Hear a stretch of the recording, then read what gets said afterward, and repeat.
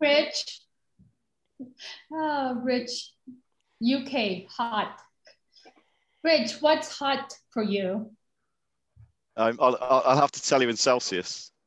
Yes. So it's 20, I think it's 25 degrees today. So Elizabeth is like saying Montreal is 33 Celsius. That's pretty hot. Cynthia is Argentina, 13 degrees Celsius. The Netherlands, 22 Celsius. Argentina, 17. Ooh, chilly in Argentina. It's winter, I suppose, right? Yeah. Chicago. You got all the leaves out? South Africa, 12 degrees. Lithuania. Pardon? It's too hard. No, it's not. Okay. Where did you put the net? Someone has their microphone on. Roxanne, it might be you, maybe? So St. Ives, Cornwall, the UK. It's lovely and temperate. Now, just that is like, someone needs to translate that into English for me. It's lovely and temperate in Cornwall, UK. That's wonderful.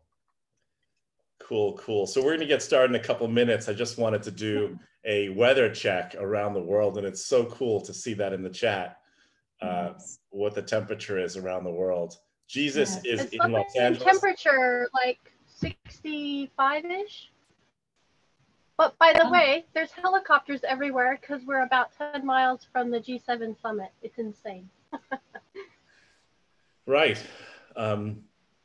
Yeah, so very cool. So I say very cool weather-wise. We're going to get started in just a couple minutes. And, you know, if I can just say a couple things, I feel so heart-warmed right now, talk about temperature, to be in the company of language professionals. I really built my whole career in the language industry, and I feel like I'm coming home in a company of warm-hearted people. So even though I haven't met most of you, I'm just so excited to talk with you guys today and connect on this really important topic. So great to be here. Thank you. Well, let me just do, let me just get started. First of all, Susan, thank you for the welcome. Thank you for being an amazing leader to the ALC. Your vision, the way things are being done is great, and it meets so many needs for so many of our members and the needs of many who don't know they need us yet. So thank you, and thank you, Jen, for putting together such an amazing event. And I want to welcome everyone. This is an event that I have been looking forward to, that I think is very, very needed, and it will become an annual event. So keep that in mind, because we will need your feedback and to know moving forward, what are some of those big needs as the world evolves, as future pandemics hit. How can we modify and do things with our businesses to help us move forward and to make some progress? Greg Rosner is the CEO of Pitch Kitchen. Now, pitching is a challenge for me, so this is very welcome. Greg helps B2B businesses fix their bad sales presentations and boring homepages so they can attract their ideal customers and grow their income. Something that is so needed, so important, and so essential. Again, if you have a question, please put it in the chat box. I will keep track of all those questions. Please keep yourself muted. Please, if you can, keep your camera off so if we can keep focus on Greg and the ALC interpreter. I will turn my camera off, but I will be here. So keep that in mind. So your comments, I will accept them. And Greg, I'll leave you time at the end, perhaps about, let's see, it's 9:31. We have about 45 minutes. And then we'll dive into Q&A. And if you want to do something different, just speak up and I'll be here. Sure, great, great. So thank you. So Leilani, thank you so much. So cool to be here. Oh my gosh. Again, I feel like I'm in the company of my family. And I say that because I grew up in the language industry and learned so much from people. Some of them are in this room right here, so I feel like I've come home. So I'm really excited today to share with you really how to turn your presentation into a conversation, because that's what I've been doing for the past 4 years. I left the industry to help focus on this niche. I call it sales enablement because I think sales enablement is the new marketing, because marketing has failed us in many ways. But let's get this thing started. Let's really turn this into a conversation, because by the way, I much prefer having a conversation with you than showing my fancy slides. But I will put up my fancy slides here just now. Do you all see my screen? Okay. What do you see? Yes, we see it.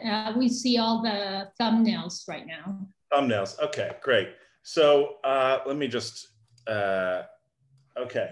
Yeah, so fancy slides are one thing, but again, my focus is on the conversation that we can be having today, because it's more important.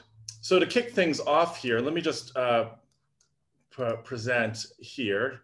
Do you see my screen? Just want to say it should be, well, that's salespeople. Let's go to this slide here. Yes, yes. Okay. Yes.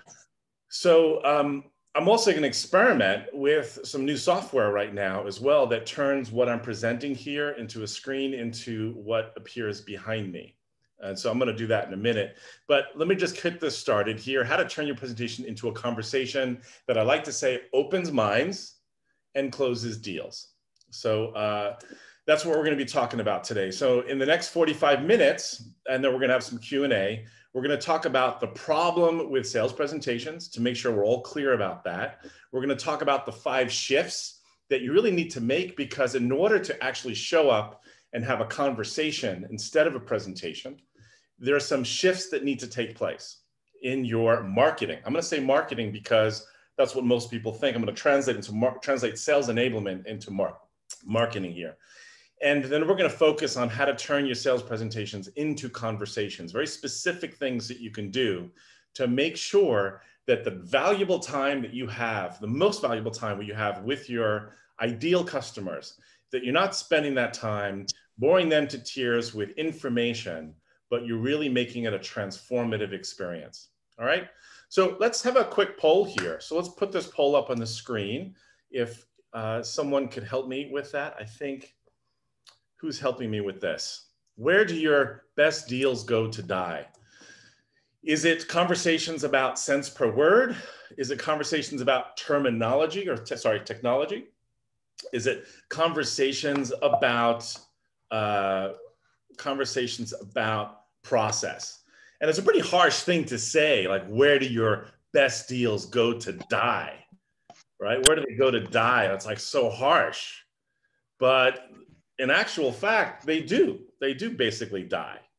And so where do your best deals go to die? So you should, on your screen, I'm just testing out this poll thing on Zoom. You should get a poll that pops up. Where do your best deals go to die? You should be able to vote on that. And we're gonna have other. Greg, quickly, can you explain CPW? Yeah, cost per word. Oh, okay, thank you. Cost per word, yeah, cost per word. And I was like, you know what, I'm going to use an acronym here because I'm in the company of people in the translation business. So y'all know what a cost per word is. But it looks like you've launched all the polls at once, which, by the way, is something I didn't want to happen, but it happened anyway. So let's go through a couple other things here. We'll go back to the results in a minute. What is the most important to you? What's most important to you in your deal? Is it what you're selling? Is it how you're selling it?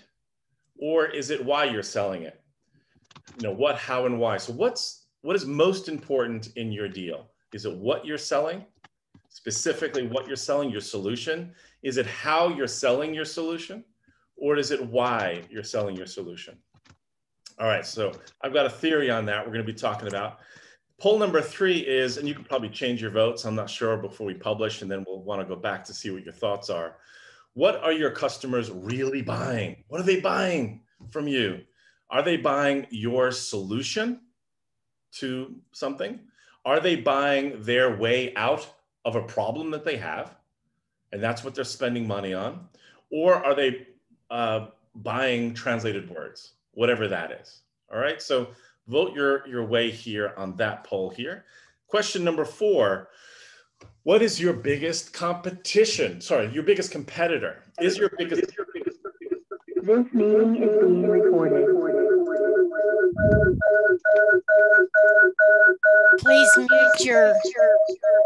Please everybody mute your microphones and put your video on off.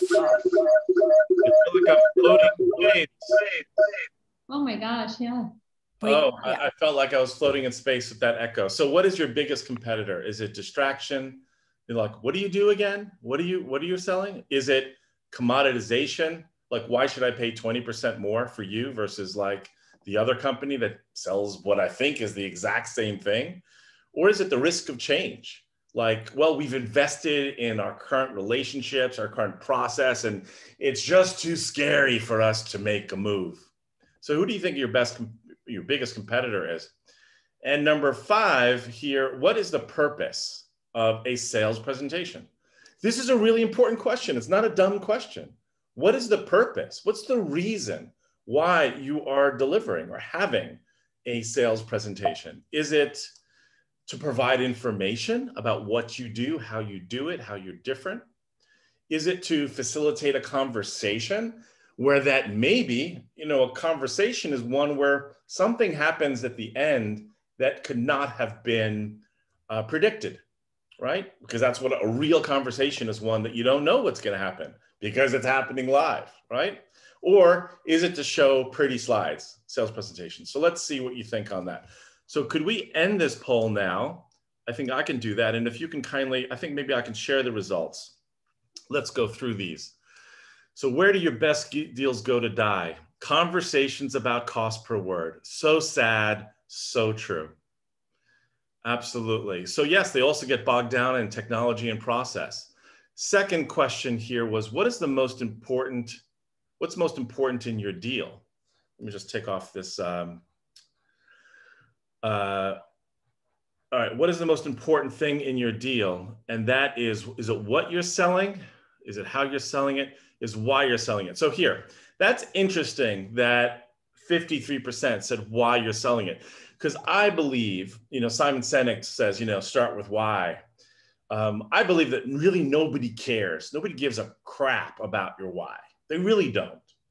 People, I think, care about, their problems, what they're trying to accomplish. They don't really care why you're selling things. I think what's most important in your deal is how you are selling it. And that may include describing a little bit about why you're doing it, but that is wrapped in how.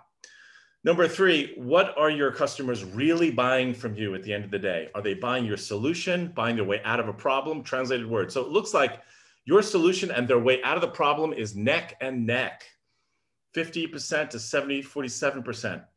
So there's a debate here. Feel free to type in the comments why you chose your solution. But I would probably go with people that are buying your services are buying their way out of a problem. They have a language problem. They have an understanding problem that if they don't do anything, bad things will happen and they need to buy a solution. But what they're really buying is not your solution. That's one of the shifts that we're going to be talking about today. What is your biggest competitor? Distraction, commoditization, or risk of change? Interesting. Looks like the majority here is saying commoditization. Why pay 20% more? So that means that things are pretty much hard to tell. What's the value working with you versus your competitors, right? And that's a real thing. It's interesting. The second winner here is risk of change. I think you all are recognizing, at least 10 of you are recognizing that people, when they invest so much in their current relationships, their current solution, it really presents a massive risk to change what they're doing, even if what you're offering is awesome and better than what they have. So the risk of change is huge. Last poll here. What is the purpose of a sales presentation? Oh, that was like a dead easy one. 92% facilitate a conversation. Right. So if only like 3 of you said here, provide information, the reality is, let's call a spade here, people. if you were to open up your sales presentations right now, your PowerPoints, your Google Slides, whatever, and really look at those slides, even though you said facilitate a conversation, I would bet there's way too many words on those slides. I bet you there's, in some cases, white backgrounds because it's designed to be printed. I bet you that there are page numbers in the lower right-hand corner because you're still thinking about a presentation to be a document to provide information. So look, I'm not holding it against you. I'm just calling you guys out that you know in your hearts that a sales presentation is supposed to be a conversation, but you don't exactly know why that is or why you can do that. So I'm not sure, was I sharing the results? Did you all see the results or no? I just heard me talk about it. Yes, we did. Okay, great. All right, so the software that I want to experiment with here is called What a name for software, but let's just give it a whirl here. It is where I could put my green screen. Let's try that. So do you see the slides here behind me, right? Yes. Now, yeah. So this is kind of cool, right? This is like this software that y'all could use. It's like virtually free. And it's a way for you to, by the way, it's a quick tip, to present stuff behind you in a very conversational way. So I'm basically going to take you through some slides today. But what's most important to me are not the slides that I'm taking you through to, even though I think they're cool. What's most important to me is the conversation that we can have today. And I'm already talking way too much. So if in the chat area, where's my chat? Let's go more chat. Yeah, if in the chat area, just type in, first of all, are you guys here? Say, I can hear you, I can see your screen, I'm down with whatever you're talking about. Just say okay or something in the chat area. Say okay. Okay, you're in. All right, great. Again, I'm trying to have a conversation here. Kate, Brad, Jen, Lucy, Susie, great, awesome. So this isn't a sales presentation. This is really more of an information presentation, but I'm trying to use some techniques that we use in coaching and building out sales presentations for our customers so that you can see how we're doing things. So really in the next 45 minutes, this is my goal, to really talk about the problem with sales presentations, the 5 shifts that you really need to go through, like mental shifts that you need to change the way you're thinking in order so that you can actually have sales presentations that are conversations that open minds, close deals, attract your ideal customers, and close more business for you guys. All right, so let's go through this. We went through these polls. Where are we? So the perspective that I want you to think about is how to make your customer, your ideal customer, the hero of the story instead of you. That's a perspective shift that many of you probably haven't made yet. The second thing is to turn your presentation into a conversation that really enables sales. It's not about information share, it's about enabling sales conversations. And I think the homepage that you guys have for your business, if you think about it, isn't that a sales presentation? Your homepage? I mean, that's your house. That's where, like, if someone is gonna, hear about you or figure out, like, what are you selling? They're gonna go to your homepage. And there's a certain experience that needs to happen on your homepage that if it doesn't happen, it basically forces you to have an info blast kind of sales presentation, which you do not need to have, do not want to have. So the perspective that I think you guys need to think about is how to turn your homepage from a brochure, which is about you, into a home run for your customer, because they get, just from the presentation on your homepage, that they get really that you understand them, that you work with people like them, you understand their problem, you know what they're trying to accomplish, you present how you're going to do it, what the process is to work with you, what your credibility is, what your social proof is, and what the first step they need to take in order for them to be successful, in order for them to get from where they are today to where they want to go. Now, if you can do that on your homepage, you can argue, so what do I need a sales presentation for? Yes, that's the point. The point is you want to get to a place where your homepage does a lot of the work for you. so that by the time your customer shows up, your prospect shows up to your presentation, that you really can have a conversation. So you see how those things are interconnected? Just type in the comments, I see, the words I-S-E-E, if you understand and get how your homepage and your sales presentation are inextricably tied together. Great. So a little bit about me. Again, I am so feeling warm and comfortable right now because I feel like I'm surrounded by folks that are experts in the language industry. I grew up in the language industry. I raised a family from commissions that I earned selling language solutions for big companies and small companies. And I sold enterprise software and services, mostly in the translation industry for many years. Very successful at that. And it got to the point where the sales presentations that I was getting from marketing, I don't want to like beat up marketing too bad, but the marketers, they were doing a good job marketing, creating slides that was all about us, all about our product. I worked at SDL at the time, and the presentations were god awful. And they really didn't help me or my sales team have the breakthrough conversations that we needed with our customers to get them from where they were today in understanding, in doing, to what they needed to be doing. So I started building on the side sales presentations that did just that and marketing stories that did just that. And since last 4 years, since I left the industry, so to speak, I worked on about 2,000 sales presentations, revamped homepages, did a ton of marketing for companies, and have found a pattern of what works and what doesn't work. So I'm going to be sharing with you today some of the gold nuggets of those patterns. And I've also realized that sometimes just producing a sales presentation and a great homepage is still not enough. You do need to train some people about how to conduct conversational sales presentations that open minds and move the deals along. So I mentioned I earned money from selling translation services in my life to raise a family. So just so you know, there's my daughter Grace and my son Noah. Love camping. I'm going to be camping outdoors this year as well. And so again, I'm grateful. These kids grew up from the income that I earned selling and translation services. Just want to share that with you.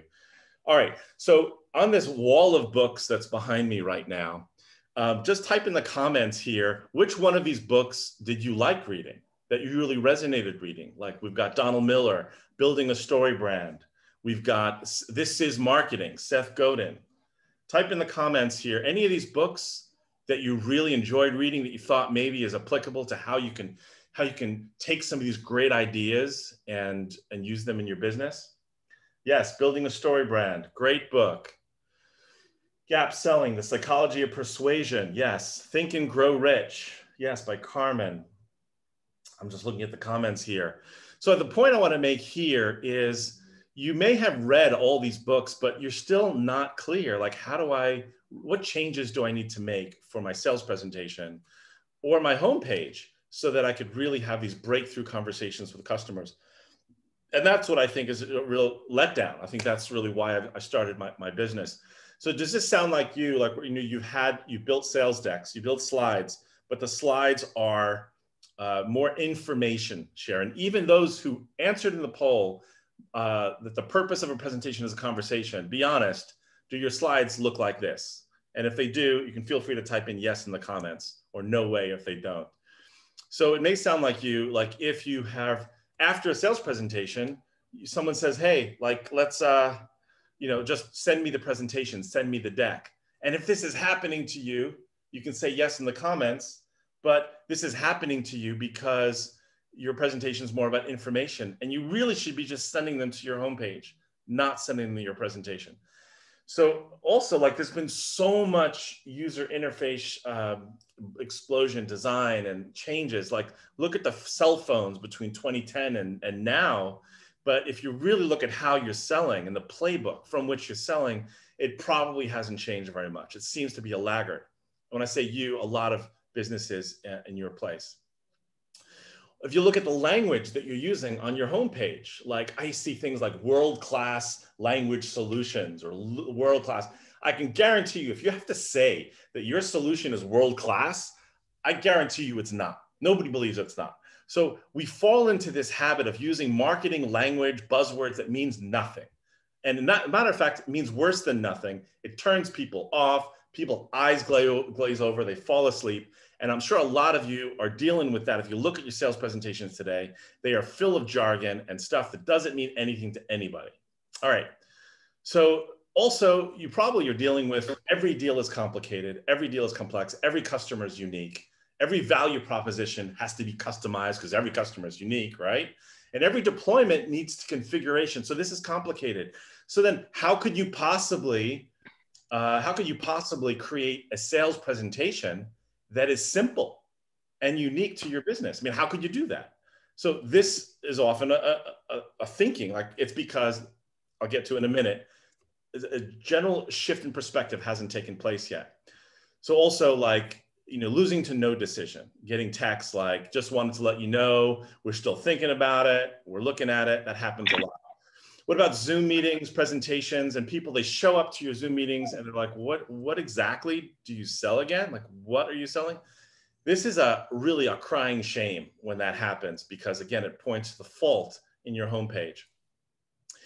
And also, like, I'm sure you guys do great work, breakthrough work. You really offer your customers with a service that is so essential to them being able to be okay, like just be okay. And if they only knew what you can do for them, it would be like a no-brainer. But sadly, it's not. In the sales process, it's not. This is an example of a website. It's not in the translation industry, but it's like, this is such a great example of a bad example. And this happens everywhere. Like, the Equip software platform drives transparent, data-driven decisions to optimize blah, blah, blah, blah, blah. Like, you see, put in the comments here, just type in I see, the words I see, like I see this. If you see this kind of language in sales presentations, on home pages, just say I see. Yeah, like this is like, it's a plague. It's a disease. I don't know how or where it happened. Somewhere along the lines of marketing in the last 20 years, people thought that if they use fancy words to describe what they do, that customers will believe them more. But I don't believe it. And I'm sure you don't believe it either. I mean, it doesn't mean anything. So, I mean, just do a gut check in your sales presentation, in your homepage. Do you have language like that, where it doesn't really mean much? It kind of makes you feel like you're more important or better than you actually are. So by the way, if you have a question, please type in the comments, I have a question. I'm happy to answer it right now and not wait to the end, by the way. It's totally cool. In fact, I'm totally cool to like scrap this presentation and just have a conversation with you guys if you like. That's totally cool. All right. So salespeople, this happens a lot. If you have a small LSP, a small language solutions company, you probably have salespeople, and you probably have salespeople who are talking about different things in different ways. And it's almost like they're not even the same company. This is a big problem. And that happens because the homepage is not doing its work and your sales presentation is not doing its work. You may find your pipeline is increasing and your closed deals is decreasing. And that's because things go to no man's land, I call it. All right, so let's pause here for a minute and say, well, that's all happening because there's a bigger question that needs to be answered. And that bigger question is like, what happens if nothing happens? If you just keep going status quo, nothing is going to change for your business. And I want you guys to be wildly successful in your sales presentations, on your homepage. I want your customers to be converting. And that's going to happen if you guys actually implement these shifts that I'm going to be talking about today to turn your presentations into conversations that open minds and close deals. So the real problem is you probably haven't made these shifts yet in the way that you're thinking about your marketing and your sales. But once you make them, you're going to have much more confidence in what you're spending. You're going to probably double your close rate because your customers will show up and be clear about what you're offering. You and your salespeople will be totally aligned. You'll actually have Zoom meetings and presentations that your customers will never forget. I say never, I actually mean never. They will never forget them. Just like I believe if you're here now in this conversation with me, I believe you will never forget this presentation. All right, so, and I think you'll also retap the joy of why you started working in this business, in this language business in the first place. And you'll let's get into that. The joy of why you started this business is probably because there's something about a problem in the world that you see, and it's probably a language problem, that you found a unique way to solve that problem, and you're helping rally your ideal customers from where they are today to where they want to go. And that's why I think the first shift that you need to make is to lead a rebellion. So I know that sounds crazy. Like, what do you mean lead a rebellion? We're just trying to sell stuff. We're just trying to sell translation services or language solutions. Why are you asking me to lead a rebellion? Well, I think it taps to the joy of why you started this business. Your joy is to help solve a problem. And that problem can be solved in unique and special ways that you're providing your customers and helping them see the special way that they need to change in order to get from where they are today to where they want to go is articulated in your sales presentation and your homepage in a style of a rebellion. So for example, let's look at some of these rebellions from big companies like Just Do It. You know, type in the comments here if you know what company that's from, right? You probably know what company that's from. You probably know, like, those 4 words, whether you love or hate Donald Trump, those 4 words got the man elected president, right? They did, because it was a call. It was a rebellion, a call against the status quo. Start with Why, Simon Sinek, great book, talks about the importance of understanding why you're doing things. Own Your Tomorrow, that's from Charles Schwab, financial services company in California. Thrive with Purpose, Thrivent. So if you look at translations.com website, their 3 words or a call to their people is to be everywhere. So what all these have in common, these calls to their tribe of people, which is their customers, it starts with a verb. Let me just go back. It starts with a verb and it calls them to the place that they want to go that they're not at today, right?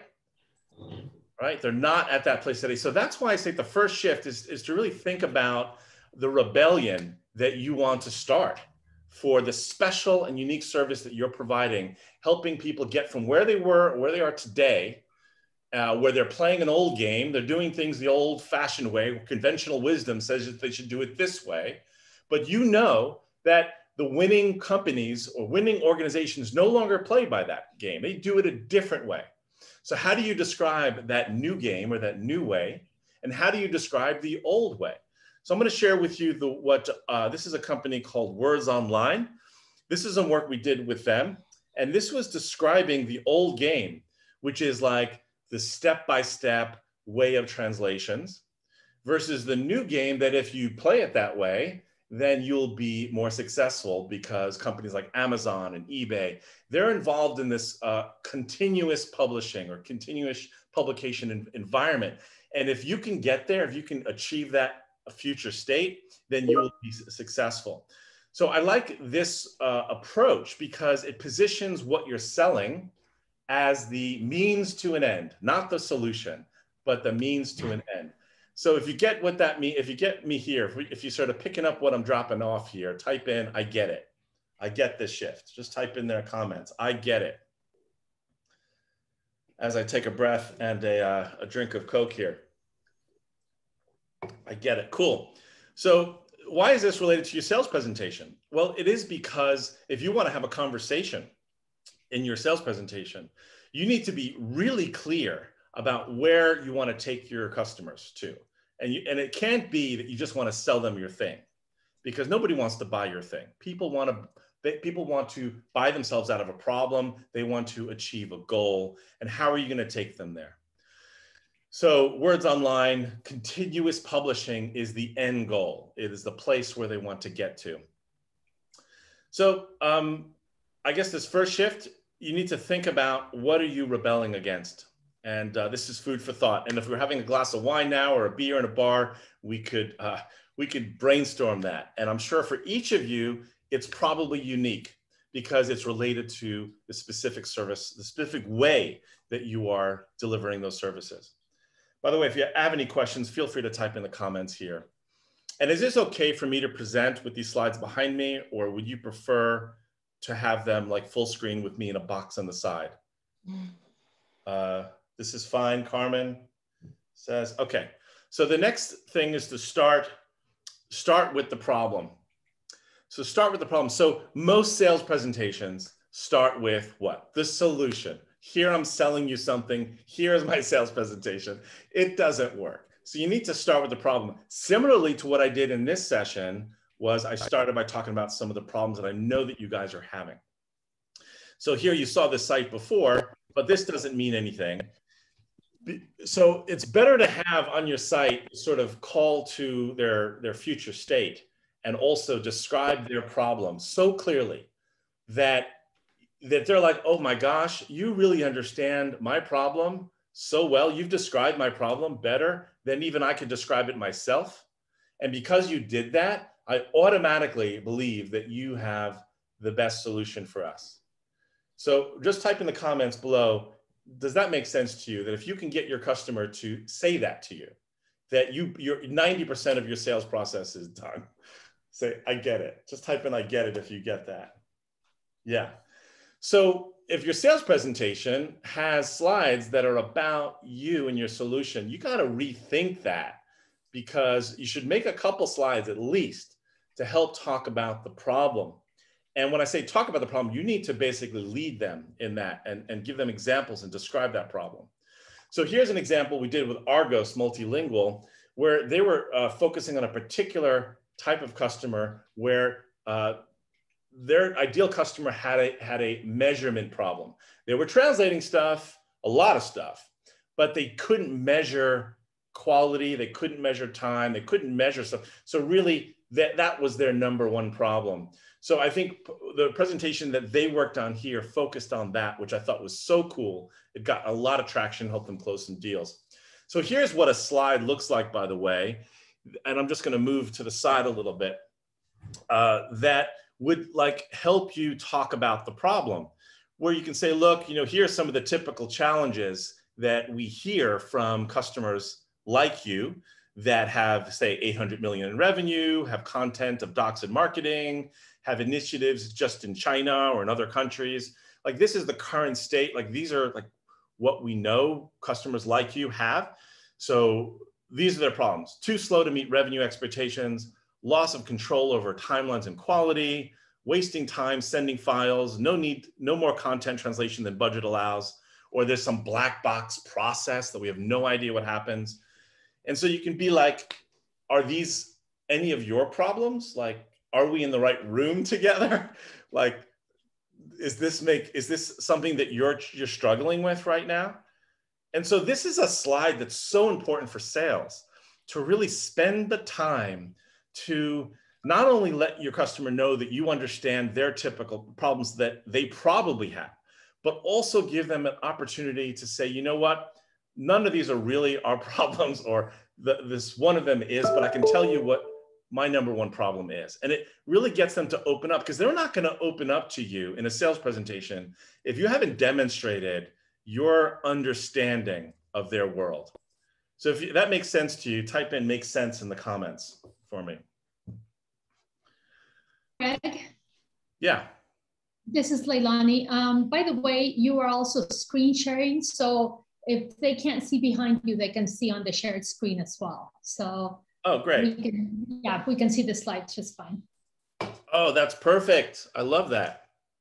I love that. Okay, so great. Let's go, where are we next here? So you can see on your website, so this is an example of a website that has all the elements. I call them the 14 elements of a great conversation yet to happen, where you can see that there's above the fold, which is the top part, there's a put an end to bad search experiences.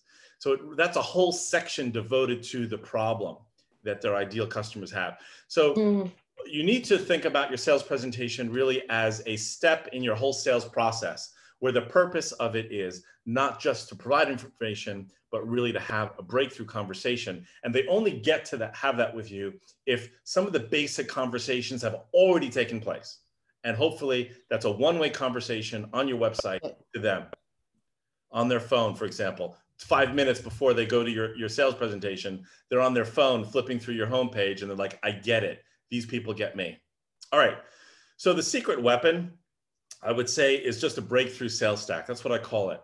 I call a sales stack, not your technology, not your CRM, not your Salesforce.com, not all that stuff, but a breakthrough sales stack is a homepage, a presentation, and your narrative that all work in concert with each other, so that whenever you're having a presentation, it's not about the presentation, it's really about you having a breakthrough conversation with your customer. So here, just to give you some examples, like the old game for presentations was a 20-page slide deck with page numbers and a white backgrounds. So if you're all like on video, I'd say, let me see a show of hands. How many of you have 20 slide decks with white backgrounds and page numbers? I would venture a lot of hands would be up right now. But that was the old way of doing things. The new way of doing things is a choose your own adventure discussion guide. A choose your own adventure discussion guide.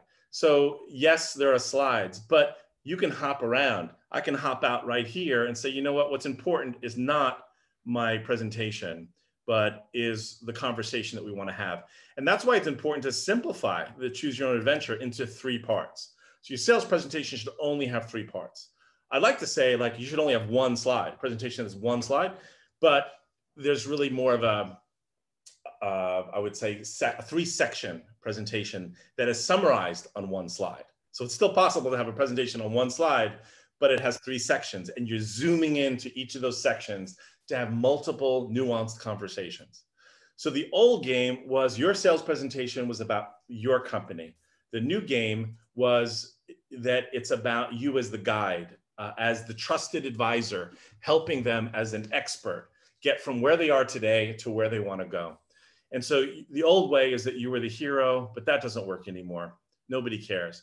The old way, the old game is your marketing was using jargon and buzzwords, and you all recognize that. It doesn't work anymore. You have to use visuals and verbs. Verbs like be, do, create, because that's what people are doing. That's what their mind is reacting to.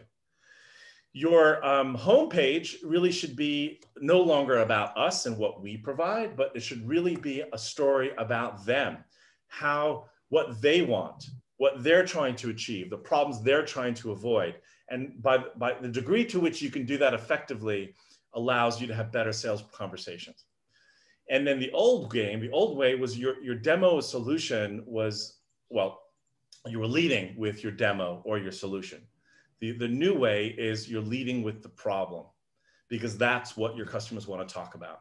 So that's a breakthrough sales stack. That's what we call it, because I'm trying to get out of the whole like marketing term and make this about sales enablement. So great sales messaging calls your ideal customer to the change they want. Like what did translations.com use? Be everywhere. That's actually pretty good. That's really good. Be everywhere. So that calls their ideal customer to the change that they already want. Homepage that makes your customer the hero of the story instead of you, and a choose your own adventure conversational presentation. So if you have all 3 of these things, then I would say that you're in a great position to relax and have a conversational presentation that has 3 parts. I mentioned the 3 parts before. So I would say, if you know, I've presented thousands of times, and I've also worked on thousands of sales presentations, and I can tell you that they always have 3 parts. Even if it's a whiteboard presentation, even if it's over a glass of wine, if you look at the last 20 minutes of the conversation, you started out talking about the current state challenges, then you move to talk about what's possible, and then you wrapped up with where are we going to go from here? I mean, it's a so human, so natural structure. So this is the best structure for your sales presentation, 3 parts. But within each of those parts, you'll notice there are very specific conversations that need to happen. Now, if your sale it's in the hundreds of thousands, or very large, involving a lot of people, there are going to be a number of conversations. All of these can't happen in a 30-minute sales deck. It has to happen over time. But you can certainly have that 1 slide to say, my intention is to talk about the problem that you guys have today, to talk about the solution that we offer, and talk about the path of how we're going to get you from where you are today to where you want to go. How does that sound? How does that sound as an agenda, I would say? So if you were a customer right now to a presentation that I was about to deliver, for this three-part presentation. Right. If, by the way, timeout, whoever's not on mute, if you can kindly mute yourself just so we don't get distracted. Thank you. So type in the comments here, how does this three-part agenda sit with you? Would this work well with you if you were a potential customer? Say, it works for me, I like it, on the comments. Or this doesn't work, or just type in, works for me. So it's so simple, a three-part presentation. We're gonna talk about translation challenges. We're going to talk about what we're offering, and then we're going to talk about how we're going to help you get from where you are to where you want to go. How does that sound as an agenda for our conversation today? A conversation in hooks here. So, I mean, this works. It's so simple. It's so simple, and it really works. And a setup like this allows you to say, you know what, I'm going to pop out of the slide mode and I just want to go because you just asked a really great question. I want to just dive right into that. It releases you from what I call the tyranny of pitch decks, the tyranny of you feeling like you have to like slug through slides in order to get to where you want to go. So I also want to respect everyone's time here. I'm looking at my watch. It is 12:10. So I want to get to some questions. So if you've got some questions brewing in your head, feel free to type them in here, or if you want to come off of mute, just say, take me off of mute. We'll take you off of mute and we'll have you just ask your question verbally if you don't want to type. Greg, this is Leilani. I have also been tracking some questions that have been posted from the beginning. So just let me know when you're ready. We do have about slightly over 15 minutes left. Okay, so let's get through 4 and 5 real quick, and then we'll do this. So sharpen your story. So if you all have read Donald Miller's Story Brand, if you've read The Hero of a Thousand Faces by Joseph Campbell, which I fell in love with in the 90s, it's this idea that each of us are heroes in our own lives. And we go to movies, we love stories that talk about transformation from, you know, the poor, whoever, to rags to riches, or the transformation of Simba in The Lion King. And so in respect to your business though, who's the hero of the story of your business? Like, who is that? You're in business today. So yes, like you want to be successful in your business, but from your customer's perspective, like who's the hero of the story of your solution that you're providing to them? So type in the comments below, who is the hero of the story? Client, says Mars. The customer, Carmen, the customer. The buyer, yes. Yet, if you look at your homepage and your sales presentation, you realize probably that the shifts haven't taken place to sharpen your story and make it about your customer. And the whole story that you need to be telling in your sales presentation and on your homepage and in your conversations is, how are we going to help you get from where you are today, or how you're doing things today, or what you're doing today, to a place that how you want to be doing things, how you need to be doing things so that you can be successful. That's it. That is the story. Now, you're offering a solution that's going to help them get from their current state to their future state, but this is the story that you should be telling in your business. When I say this is the story, but it's how you tell it and the uniqueness of it that makes it unique and your own and differentiates yourself from any company in the whole language industry that does it their way, you do it your way. So confusing, clear. The best product or service does not win. Clearly, you can't be using lots of jargon. It's got to be clear what you're selling, and clarity of your story matters. What's the biggest threat to your sales? We had a poll earlier in this session where, you know, we talked about commoditization, distraction. You all answered this poll yourself.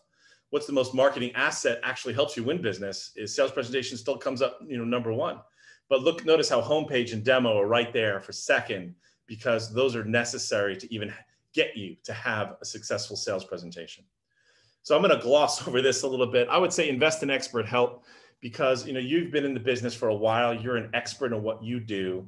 But it's sometimes so hard to see things from the customer's perspective. And I have to say that when I left the language industry, it became so glaringly obvious, the plague that was happening in the language industry about how solutions were being presented. But it wasn't just the language industry. It was so many other industries, B2B, that are suffering from this. So it was kind of like I saw so clearly what was happening with the language industry in particular only when I left it. And I got out of it and I saw how other businesses are marketing themselves. All right, so we talked about what you really need to do to win. You make these shifts about leading rebellion, starting with the problem, use the secret weapon, which is this breakthrough sales stack that's really the combination of your messaging, your homepage, and your sales presentation, sharpening the story that you're using that makes your customer the hero of that story, getting from where they are to where they want to go, and consider investing in expert help. All right, so I promised you at the beginning of this conversation, we're going to jump into questions now.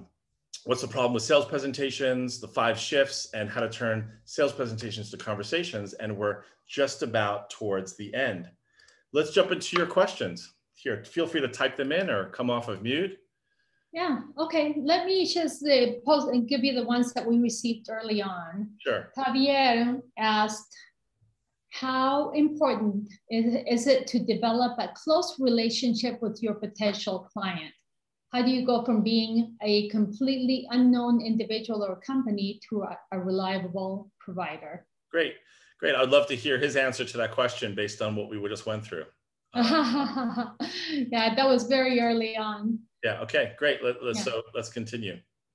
Okay. So I would just say very briefly by talking about the problem.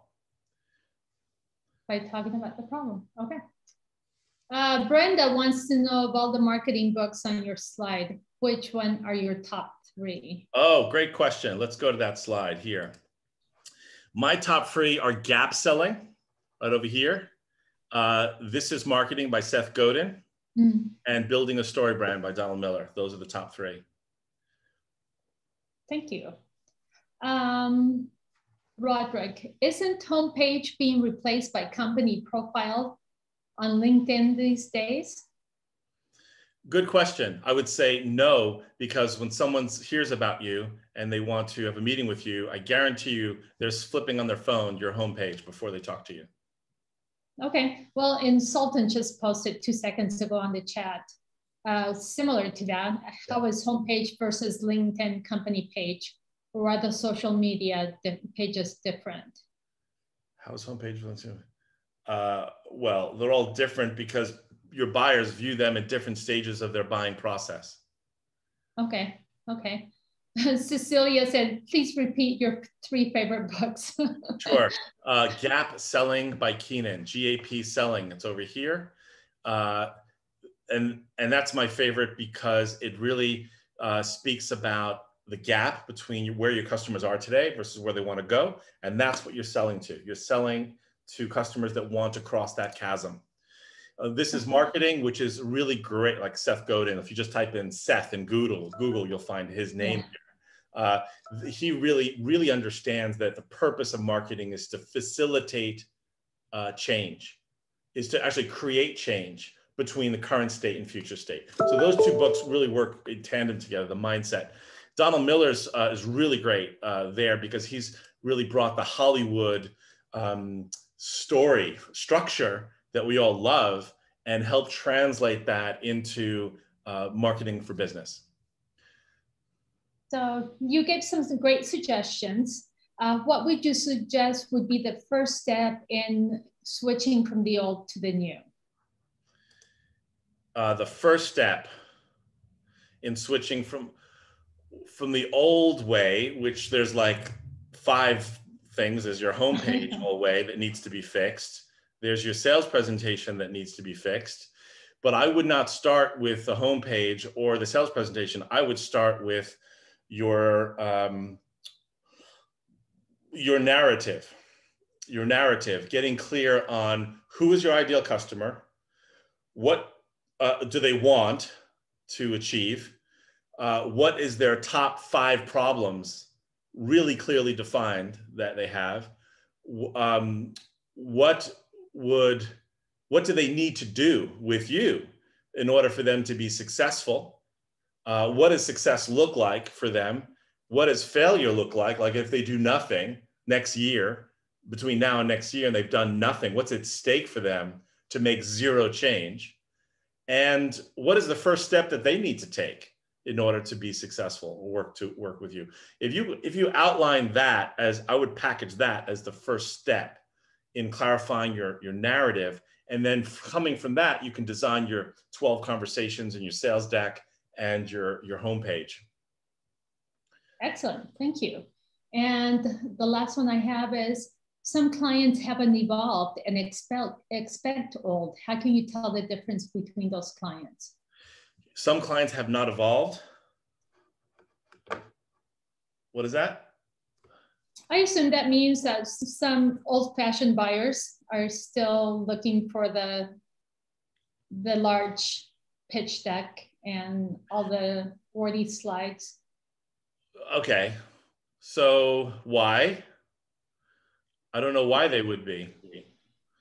And if they're just like, well, oh, they're just old-fashioned, I'm like, okay, good luck with that. Good luck. I hope they're successful in their business. I hope being old-fashioned is really having them be awesome and just kill it in their business. But just because they're old-fashioned doesn't mean that you can't be innovative. If they want a big slide deck, oh, send me your 40-page slide deck. Send me that. Oh, well, we don't really have one. We have like a 3-slide deck that actually has no words on it, just pictures. So if you want to learn about our company, just go to our homepage, and you should be proud of your homepage. Because if you're not proud of your homepage, you're probably like, oh, we need to send them something. Send them a proposal if they're ready to buy, but how often do you spend tons of hours on a proposal and it goes nowhere? So you may not want to invest that time in a proposal. You may not want to invest that time creating a 40-slide PowerPoint deck that's specific to them. I think you're better off having a 9-slide conversation that has just pictures and diagrams, that isn't self-explanatory, doesn't have page numbers, and you don't care if you send it to them. They'll be like, what is this? I'm looking at slides. I can't read anything here. That's right, you can't. You can't read anything there. Well, how am I supposed to select you as a vendor if I can't read anything? Okay, really? You know, so like, I don't know how to deal with that. Okay, thank you. Now, one last question. Technology can be a big turnoff for customers because it is time consuming and time is money. How would you get someone excited about the changes or less anxious?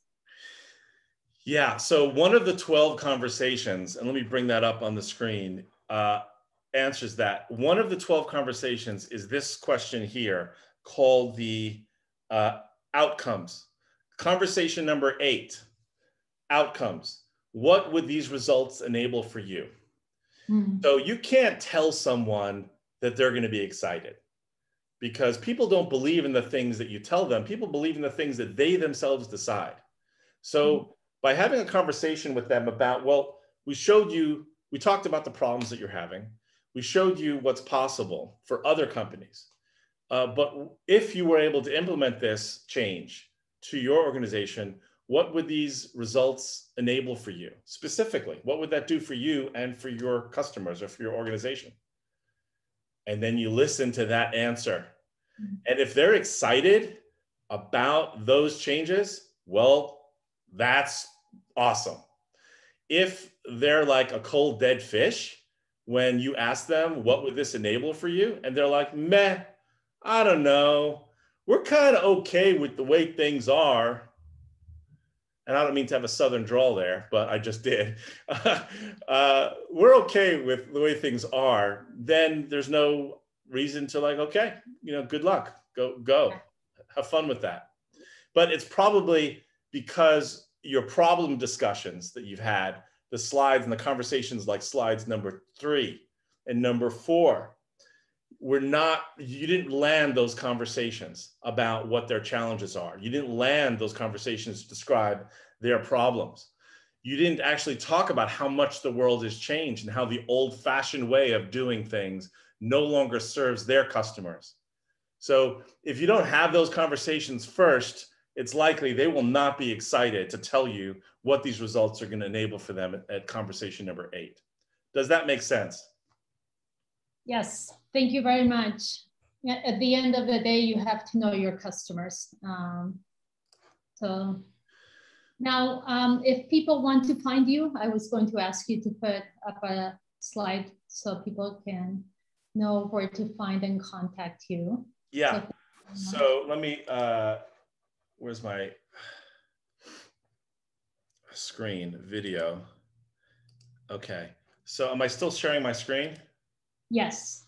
So you could contact me on LinkedIn. In fact, I feel so, again, warm and fuzzy connected with all my language folks here. So I'd love to connect with you on LinkedIn, first of all. So reach out to me on LinkedIn, Greg Rosner, connect me there.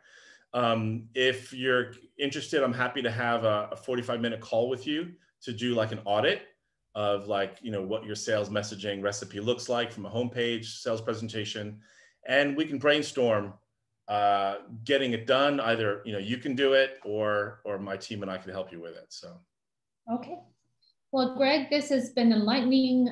So many takeaways. I hope everyone took plenty of notes.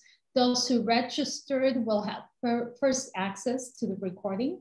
It will take a while, so just give us a few days. Sure. So if I can just say one thing. Yes.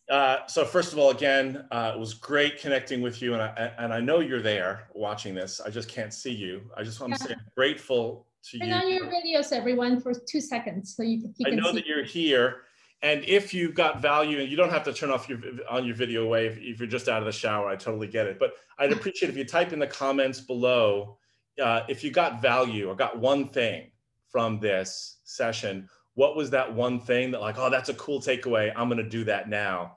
Or yeah, what was the one thing that you got out of this session on how to turn your presentation into a conversation? I'd be grateful if you type that in the comments here. So, Roderick, the customer is the hero. I already have ideas for a new one. That's great. Know your client and provide a solution. Stephanie, new way is equal help the hero. Start with a verb in the tagline. Love that. Tracy, start thinking all about customer specific problems first, right? John Beatty, use homepage to talk about customers' problems, not our solutions. Be around. I like that. A new perspective. So thank you again. Thank you. Thank you. Thank you, Leilani. Thank you. Thank you, everyone. We'll take a brief break and then we'll be back for the next session. Greg, it's been a pleasure. Thank you.